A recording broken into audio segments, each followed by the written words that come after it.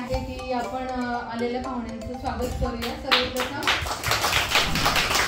आता पुढे जाऊन काय बनायचं आणि काय गोष्ट करायची या विषयामध्ये हे तुम्हाला शिकवलं जाईल। तर ग्रीन यात्रा बराच वर्ष झाले, मला वाटतं 2008 पासून वाड्या या भागासाठी काम करते। आज मी तुम्हाला पर्यावरणाबद्दल काही माहिती सांगणार आहे। प्लास्टिक खातो का?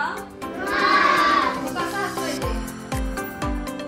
कोणताही विषारी वायू किंवा विषारी पाणी हे आपण जेव्हा या गोष्टींमध्ये सोडतो तेव्हा त्याचं काय होतं, त्या गोष्टी घाण होतात। हिरवा ओल्या कचऱ्यासाठी समजलं आणि सुका हिरव्या कचऱ्यासाठी। सुपर हीरो कौन कौन बनेगा?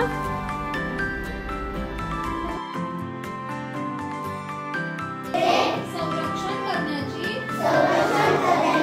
प्रतिज्ञा करते। प्लास्टिकच्या ऐवजी काय वापरणार? प्लास्टिक पिशवी।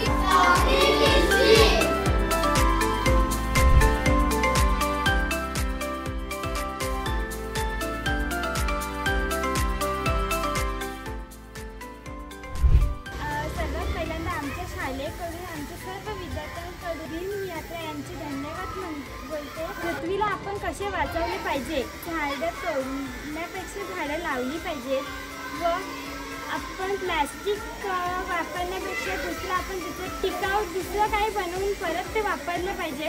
जे तुम्ही प्रत्यक्ष दाखवले याचे सर्व बोलून मी धन्यवाद बोलते।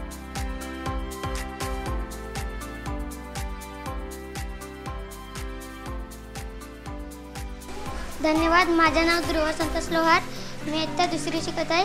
ग्रीन यात्रा मला सामान दिलंय, ब्रश दिलंय, पेन्सिल दिले, ते डब्बी आहे त्याला मी गाडीन पाणी देईन, अजून झाड जगवा झाड लावेल, अजून डब्बा दिलाय, अजून बॉटल दिलाय। धन्यवाद। तुम्हाला तुमच्या वस्तू आवडल्या का? नमस्कार। आज ग्रीन यात्रा be the change being the change या संस्थेकडून आमच्या शाळेमध्ये एक कार्यशाळा सुरुवात केली। अतिशय महत्त्वाचा जो घटक आहे अन्न वस्त्र निवारा, यासोबतच पर्यावरण ही आजच्या काळाची एक महत्त्वाची गरज बनलेली आहे। जे पर्यावरणात बदल होत आहेत आणि त्यापासून आपण कसं वाचायचं, आपल्या पृथ्वीला कसं वाचवायचं, ही आजच्या काळाची एक महत्त्वाची गरज बनलेली आहे।